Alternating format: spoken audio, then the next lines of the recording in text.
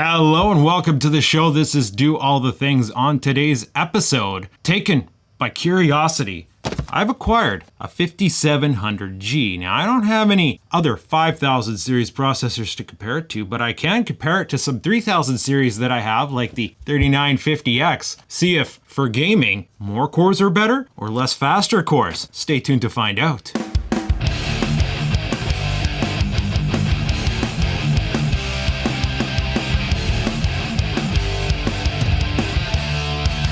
If you've been following the comedy, you might be aware that I've been tinkering on some gaming upstairs there, and it's caused me to go ahead and build another gaming rig. This pupper right here. Also, to further compound this issue, I acquired an ARC A770, which is now living in my editing rig, which also got upgraded to a 7950X, which means the 3950 that was in it is now free to play around with. Now, when I built this system, I already had the board, I already had the power supply. It's an X470 Strix 750 watt EVGA power supply. All it needed was a CPU and a video card. My gaming card, the 6950, is in there now. For the CPU, I went on the Kijiji and found myself a used 3700X, slapped that in there. And RAM be damned, because once I retired the 3950X gaming system, this thing now has 32 gigs of G-Skill, 3600 flat 16. And indeed, it's been an excellent gaming rig. It's just, well, let's be fair. I'm running it upstairs only at 1080p. Only at 1080p, which is CPU limited. But at 1080p, this rig, no problem. AAA titles, no problem. Even frickin' Cyberpunk, great frame rates. I don't even need to worry about upgrading the processor, but I wanted to upgrade it anyway. I was riding this gaming build train and I decided I want to kind of max it out.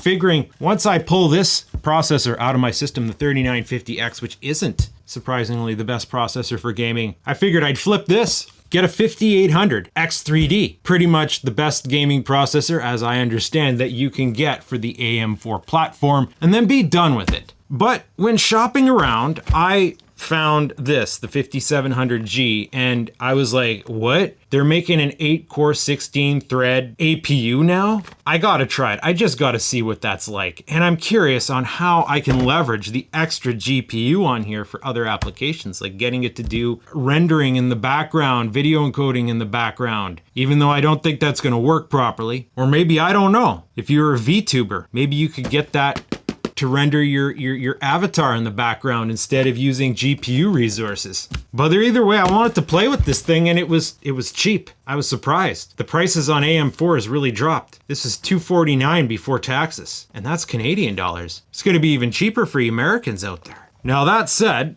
I have always been a believer that more cores is not better for gaming. If you want to build the best gaming rig, you don't buy the 3950X, you don't buy the 5950X, you don't buy the 7950X. More cores means more heat, means less turbo. Less turbo means less IPCs, and in games that don't necessarily leverage a lot of cores, that means less overall gaming performance, doesn't it? Yeah, that's my logic anyway. And now that I have all this to work with, I figured it's a perfect opportunity to find that out, to prove that to myself. So I have not even opened this thing yet. Let's enjoy an unboxing experience.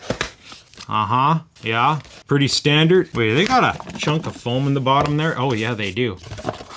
Drop.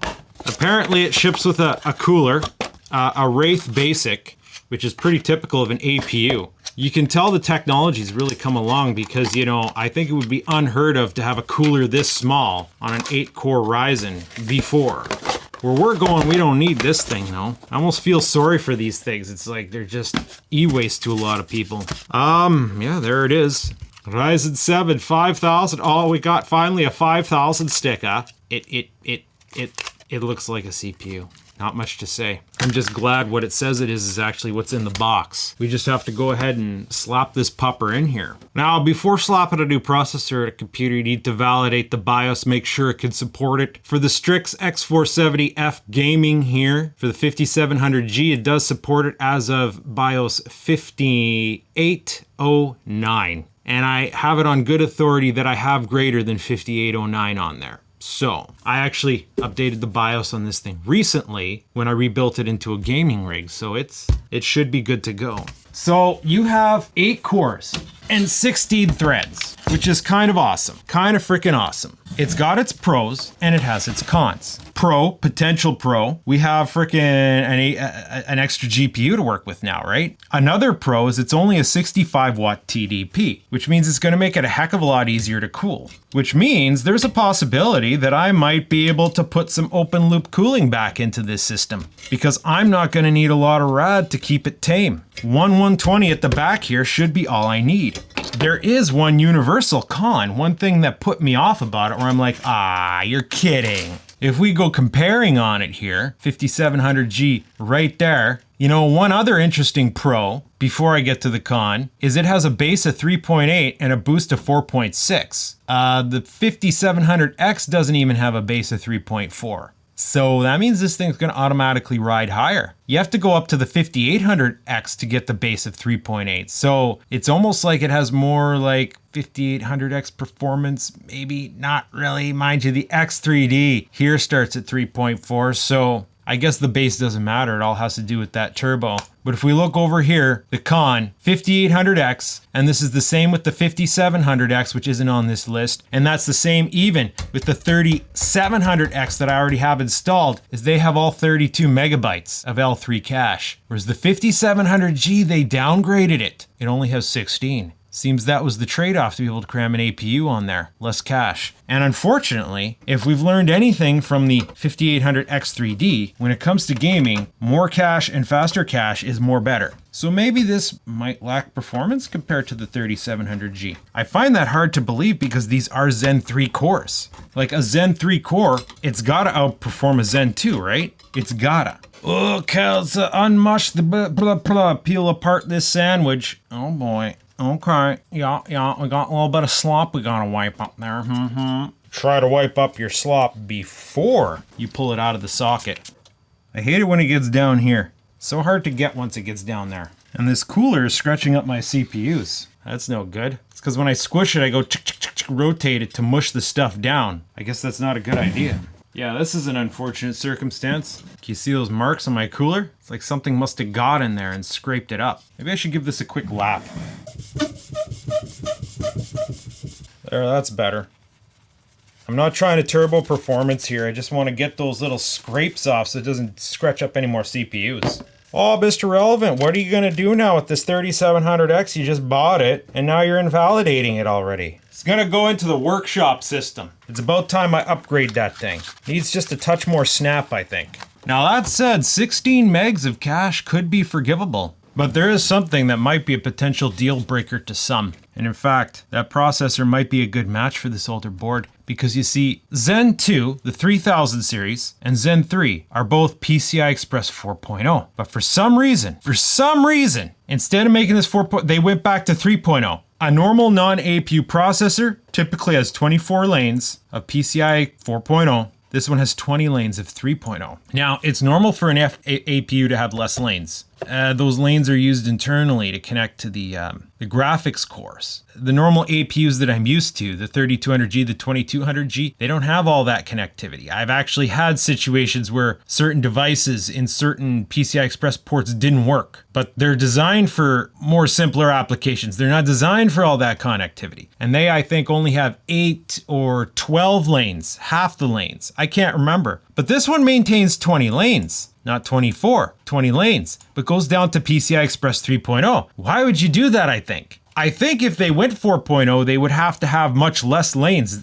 You know, they did this as a compromise to maintain all the lanes so that you get pretty much all the same connectivity that the big boy processors offer. But in order to do that, they had to scale down to 3.0 because there's only so much available bandwidth. So that's going to be interesting to figure out how that's going to compare. Because that said, you know, it is rumored that a card like this, even the fastest cards can't really max out 3.0. If you have 16 lanes of 3.0, you're still going to be good. So who knows? Maybe a high-end card like this will lose performance. Because a high-end card like this should match pretty decently with 8 cores, 16 threads of Zen 3.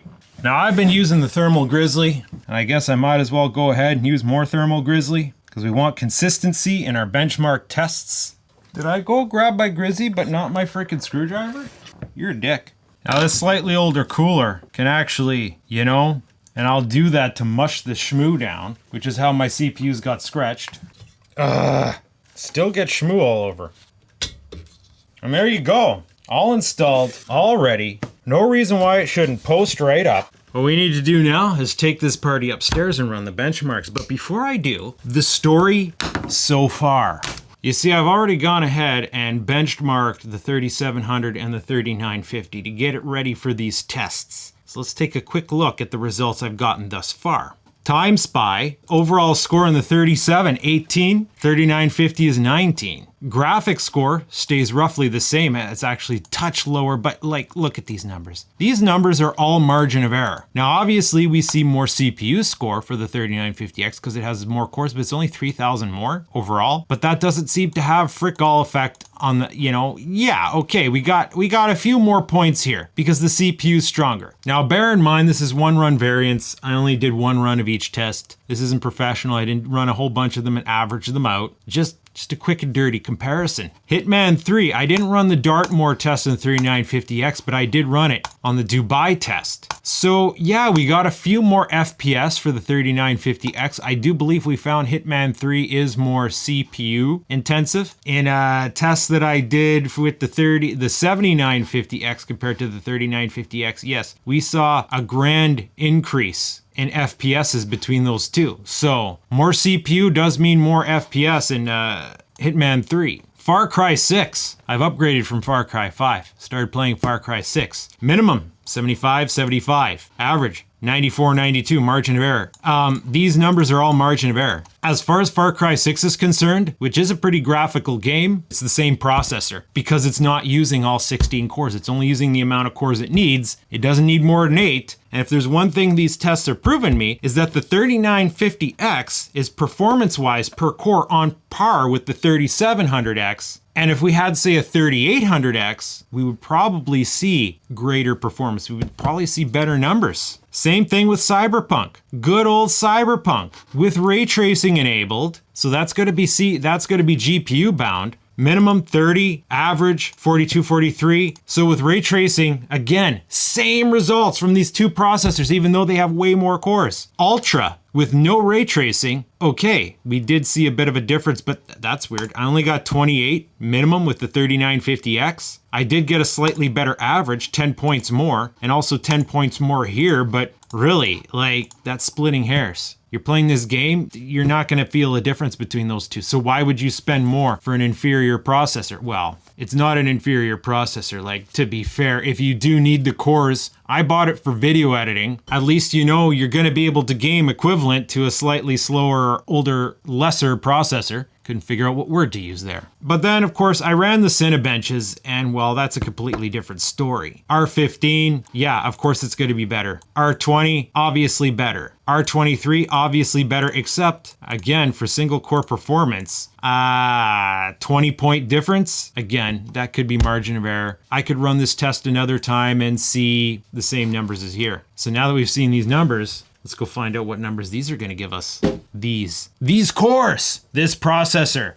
Okay, so here we are chilling in the living room. Probably not the best lighting, but I don't care. That's not the point of this video. System posted just fine. And of course, every time you change the processor, it resets the BIOS. So I had to go in there, make sure my Expo or my DOHCP profiles were turned back on. I also noticed that resize bar and UEFI, CSM, all that crap that was throwing me curveballs before it got reset. One of the first things I'm noticing that's irritating the frig out of me is that my fan profiles are getting ignored. Here in AI Suite, we see the CPU is running as cool as a cucumber. That's where it should be running, like right dead slow, but we see here they're running at 1200. Why is this ignoring my fan profiles? Like, I guess we could tweak on it. Maybe 50% at 60C, apply. Yeah, maybe it just needed a little reset. AI Suite's weird like that sometimes. Okay, we'll let that simmer down. Second thing I'm noticing is you go to Task Manager. Sure enough, we have two GPUs showing up. I had to enable integrated graphics on the motherboard. The built-on Vega is showing up as GPU 0. The 6950 is showing up as GPU 1. I've allotted 2 gigabytes of memory to this, which at 32 gigs for a gaming rig is lots, so not a problem. And in theory, when you go into display settings, and then you give it the scroll down and go into graphics settings, and take a program here like, I don't know, any old program, we should be seeing both of them on here, but we're not. So this is a Windows glitch as far as I know, which is frustrating because you're supposed to be able to assign applications to run on the integrated graphics. I don't know if maybe I have no monitors plugged in there right now. That's beyond the scope of this video, so I'm not going to bother messing with that right now. We just want to jump right into the benchmarks. Oh, of course, we got to be running some TimeSpy, as is the tradition, and half because I'm using the free version. I can't run any of the other cool tests, right? Well, it looks like we're starting off strong. Look at that, 120s, 140s, 150s for the TimeSpy 1 test. That's consistent with what I was seeing before, so TimeSpy 2 test naturally hits a little bit harder. We're in the 90s though. Oh, little 100 peakies there. I think we're gonna be okay to play this game. And then of course the CPU test. That's where we're actually gonna start to figure out how things are. On these results, how doth that compare? Our total score, 18,290. So like exactly between here and here. So technically showing a little bit more performance than the 3700. Graphics score, 21,037. Pretty much on par with this. Nothing's changed there. CPU, 10,513. So a little bit more than this, and obviously I guess less than this. So we're getting 8 core, 16 threads of performance. I wonder if we would have seen better numbers if we had the 32 megs of cache. Next up on the chopping block, Hitman number 3. I do believe we're generally cranked to ultra in this 1080p. Yeah, all these numbers, they're pretty much up there. And we got the ray tracing turned on. A benchmark Dubai. Oh, well, we're in the hundreds of FPSs, so that can't be a bad thing, right? The 3700X had no problem owning this game with these graphics settings. I don't see why the 5700G would. And it's great having ray tracing. It's one thing I'm enjoying about 1080p gaming on an extremely powerful card. I can just, for the most part, crank the frig out of the graphics. I don't got to worry about it. Oh, look at those floors, eh? Damn. It was a very exquisite looking location, that's for sure. 18149. So this is interesting. 181.49. And if there's one thing we learned about H3 is it is CPU dependent. So sure enough, the 3950X I guess did better than the 37, but the 5700G with those Zen 3 cores, I guess they're hitting the spot for H3, because boom. Now of course, this is one run. These numbers could be margin of error. Now I decided to add Dubai in there because Dartmoor, as you can see with all its friggin' boring browns, it's not the best looking test and it is not the most graphically intensive test. In fact, when I was running these benchmarks on the computer downstairs with that big R screen that's hard to push, I was able to get decent frame rates out of Dartmoor, but not out of Dubai as much. Dubai was weighing it down a bit more, I think. Actually, I can't remember now that I'm thinking about it. But Dartmoor has all this freaking crap flying around, so I think it's really more, it's testing the physics and the particle generation and stuff like that. So I guess it tests the card and the CPU in different ways. I guess it's worth running both tests to me. 105.54. Well, what I said must be BS because our scores are definitely lower in Dartmoor than they are in Dubai. But maybe it could be all that crap flinging around. Maybe it's taxing the CPU more, causing those frame rates to drop down. But we are indeed seeing better than 3700X. So I think at least Hitman's showing us that this is a stronger processor than the 3700X. And then here we are in Far Cry 6. We have none of the special resolution settings on. Quality is pretty much ultra 1920 by 1080. There's no ray tracing in Far Cry 6. Apparently the engine's a little old now, even though it still has great video quality. Oh, bam, here we go. And yes, no problem keeping those up in the hundos. Just cruising through the streets. Birds flying, cars driving by, planes. Is it as eventful as Far Cry 5? Yeah, just maybe not in this town. Libertad. Yeah, that's the theme. We're just gonna go through this whole thing here just because it's kind of new and different. Look how shiny that is. No ray tracing, eh? Still manages to have some interesting reflections. Oh, we're in the 80s now. Still a little bit of tax. Still a little bit of taxes to pay for these kinds of graphics. And these are the results, which of course are all above 60 FPS, so this game's gonna play well. So what's our comparative? Minimum, 71. Oh no, we lost frames. However, average, 91. Okay, it's all margin of error. Max, 135. Also in the middle, proportionally, reverse proportionally. How many frames did we get though? 5436. That's the least amount of frames overall. Interesting. Again, these numbers are all just margin of error. Now we're gonna move on to everybody's favorite elephant in the room, Cyberpunk. Okay, so graphics, as I recall, for both these tests, I set them to Ultra. Now right there it says custom, because after we set it to Ultra, we turn off the garbage, film grain, aberration, depth of field, lens flare, and motion blur, features that you don't want. I'm not sure how much they tax the system, but yeah, ray traced lighting, Ultra, everything's on. That's how we did it before.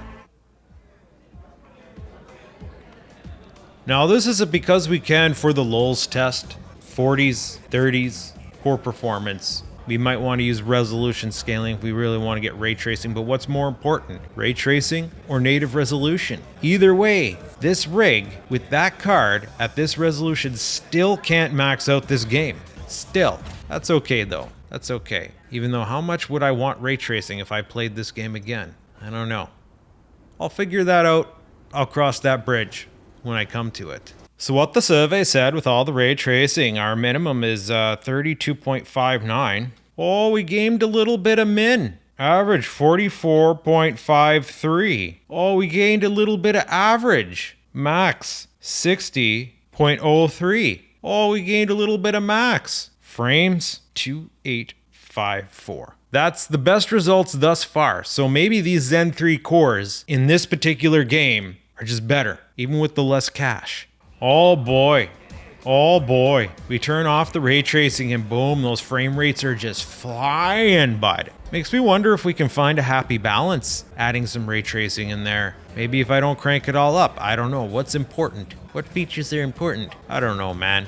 But no problem without ray tracing maxing this system, maxing this game out. And with frame rates like that, it means we have more power than we actually need. If we could turn on VSync or frame pacing, like geez, we got 100 more frames than we need right now. Our system will run cool as a cucumber in this configuration with that setting.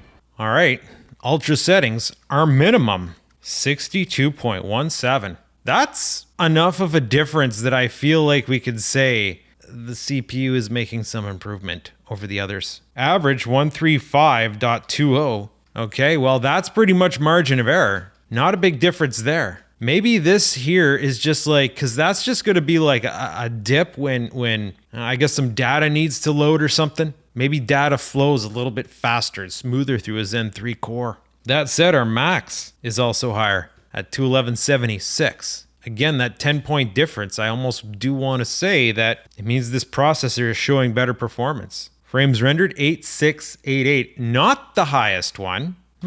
I guess that means this one on average was a bit better. That's all our gaming tests. All the gaming tests I'm bothering to do here, which is interesting. Because if we interpret these results, it tells me that like, well, it confirms some of what I knew already about this whole situation. More cores is not more better for gaming. You don't need 16 cores for gaming. You don't need 12 cores for gaming. I don't even think you need 8. But as an elitist computerer who wants to have the little bit better, who wants to have the more, I'm of course at least going to get myself an 8-core processor. So for the money that I spent, I haven't lost any performance. That's good. Haven't really gained a whole hell of a lot of performance either. I kind of just like freaking broke even there. Time will tell. It all depends on how much I like this for its onboard GPU functions. there's entirely a possibility I will not be able to get them working the way I want them to work, making this entire circumstance worthless, except for the fact that I have more video ports, which was a secondary option. What we do want to do now is we're going to bust out our CPU tests. And we're going to start off with 10 minutes of Cinbench R23 because freaking both tests on there, 2 tests, both take about 10 minutes to run. Results are in. Oh boy, they look tasty. 13055. So as expected, better than the 3700X, but not necessarily the 3950X as well. It has more cores, so it's going to score better in this kind of thing. I am so glad that's over. I had to do it twice because I made a mistake the first time, but our results, 1404. Proving that its IPCs are definitely superior to the 3000 series, though we knew that already. I almost wish I didn't have to run this test. Now, fortunately for me, as my patients are now wore thin, R20, good old R20, drag race takes a lot less time. Even though it should give similar results to R23, it's the same render. Is it making smaller chunks? Is that what it's doing? I don't know. I wasn't paying attention. The number structure, the result structure of it is way different. So those Cinbench R20 results, 5198. Again, reinforcing better than the 3700X results, but not as good as the 3950 because of the cores, but single core, def improvement. And finally, just cuz chewing through it in 2.2 Cinbench R15. Just gonna spit out some numbers for us just to say that number, 2174. So not a huge difference from the 3700X. And then, of course, just for gags, bust out the OpenGL benchmark just cuz. And boom, 169.50, beating out the 3700X, pretty much matching the 3950X. And that concludes our benchmarks. You now know how this pupper performs. And now is when we ask the question, who's this processor for? I have no freaking clue. I got it because I want to experiment with integrated graphics, see how I can leverage that. I got to play around with that on my own time. And I'll let you know how that goes in the next video, because in the next video, I'm going to put my X570 in there so I can compare X470 versus X570. See if that makes a difference in gaming performance. So stay tuned for that. But who's this processor for? I don't know. I can't think of many applications in which you'd want 8 cores and 16 threads, but you wouldn't be running a video card. Like APUs are fun little processors because you get them for cheap. They have built-on video. You can just throw together essentially a terminal so that you can access the internet. If you want something more than a laptop, you want a screen, you want a keyboard, mouse to do work and stuff, boom, there you go. You don't need 3D acceleration, but they make a 6-core version. And I think by the time you get 6 cores, 12 threads, it's going to do all the freaking spreadsheets you're going to want to do and all the net surfing. Like, definitely one thing, this had a 3200G in it, and yes, it is snappier and nicer to use with 8 cores than it was with just 4 cores, 4 threads. But yeah, it's strange. It's strange who this processor's for. So unless I can find another application for that iGPU in there, for the same price you can get the 3800X, I think. Pretty sure. While this whole hilarity was ensuing, I didn't bother looking at the AI suite or the task manager to see how it was performing in the background. Yeah, idle, it's holding at like 4 gigs. So that's nice. But anyway, I hope you enjoyed this. If you did, stay tuned. Got other stuff to do to this computer. Find out what that is.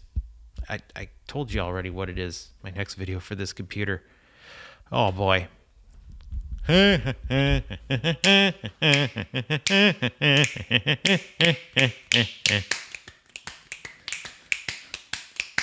just stop the video already, bud.